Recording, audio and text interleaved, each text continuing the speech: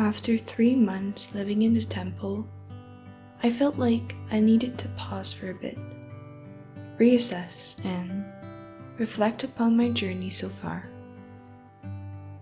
I felt too busy up till now to properly do this.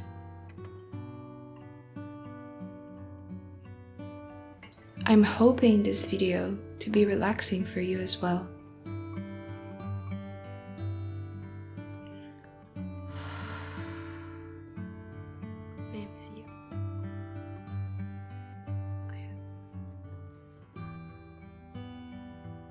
In previous videos, I've shared with you the tapping and Ho'oponopono healing techniques which I'm using here.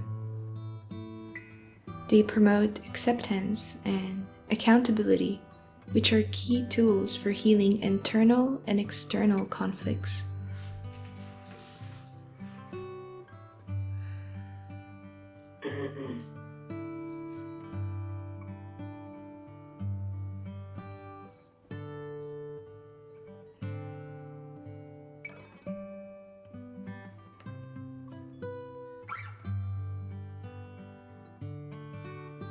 During this break from my studies at the temple, I took the opportunity to consult with Krishna through his presence within and through my deities.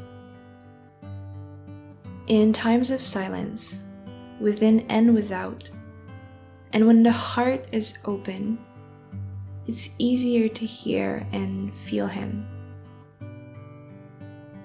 I've been reflecting on feelings of pride, envy, pain, rejection, which have been repeatedly triggered over the last few months. And Krishna came with some very interesting realizations on the subject. Here, I'm chanting the Maha Mantra, which allows one to connect with Krishna.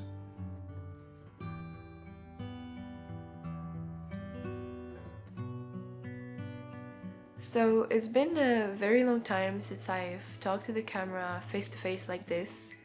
I've been very busy in Bhakti Academy and it was hard to find a quiet space.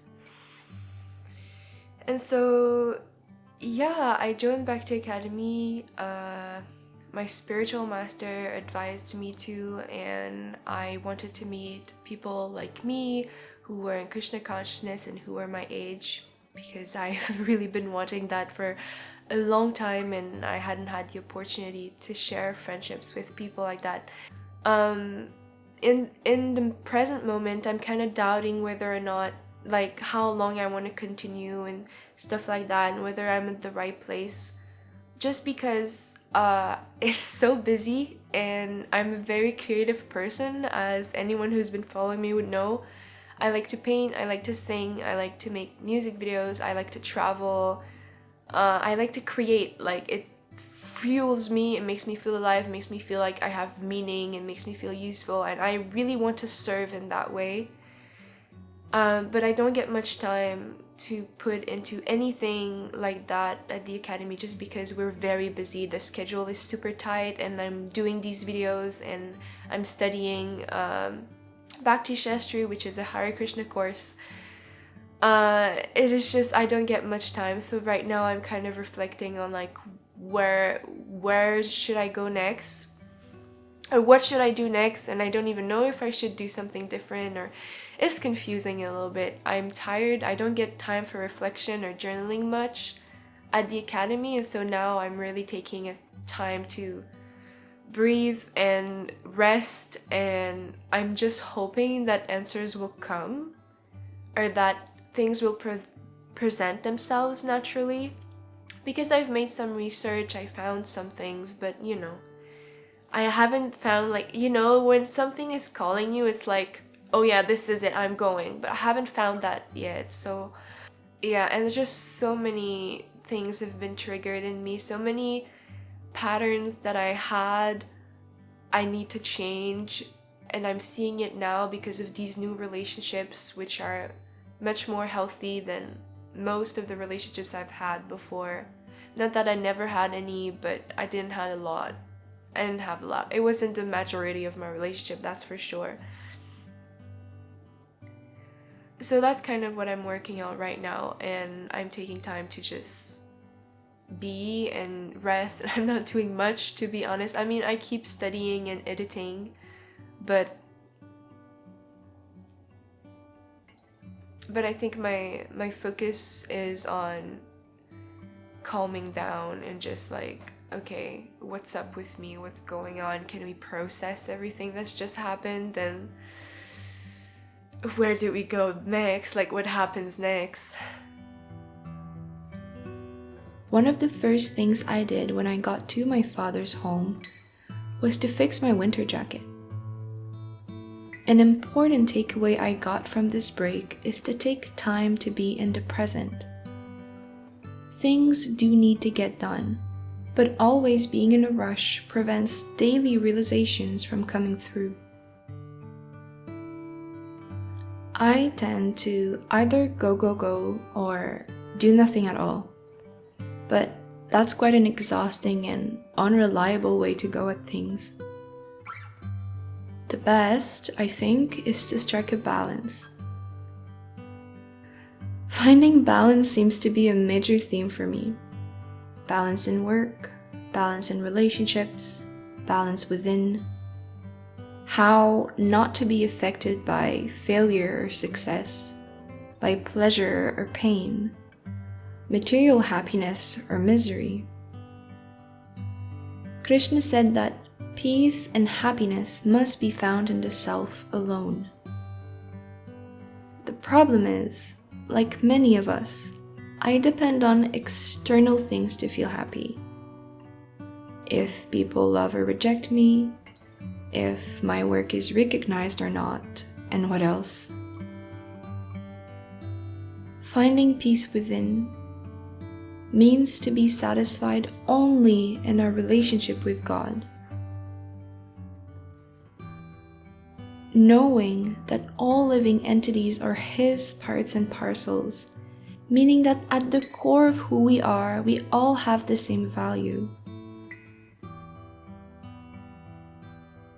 We all love Krishna because we're part of Him, and thus we also all love each other. Such a realization can happen through meditation on Krishna, because this way we can remember Him as well as ourselves. As mentioned before, I've been wondering if I should stay in Bhakti Academy or not. Well, I came to the conclusion that there's no place in this world that will truly check all the boxes. In the end, I'll always have to live with myself. On a practical level, a certain environment might be better for certain types of opportunities. And so I do think that staying open to new opportunities and inspiration is important. But ultimately, what I have to work on the most now is myself. And Bhakti Academy has proven to be a very good place for that.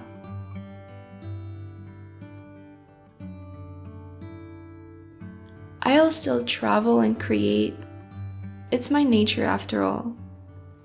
But I don't think I have to seek more than necessary to find the perfect place. Krishna tends to bring in the right opportunities himself, and He knows about our desires.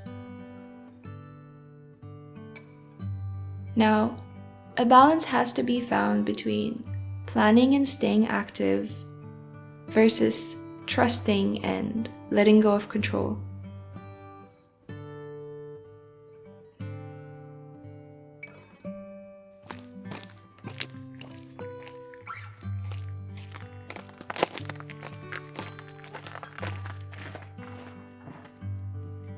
I went on a walk in the evening, thinking it would make nice visuals for you. Turns out I was followed by a friend who had other plans for me.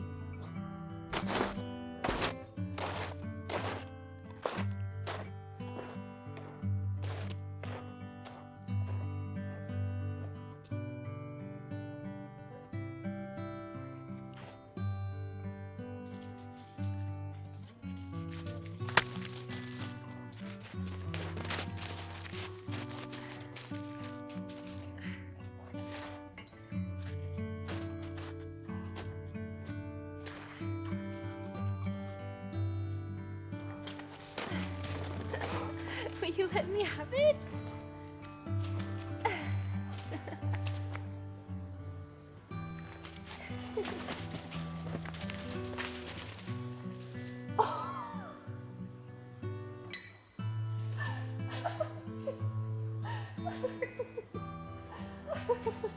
You can do it.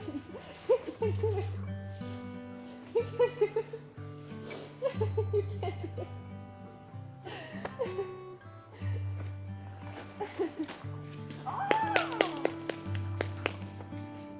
Thank you.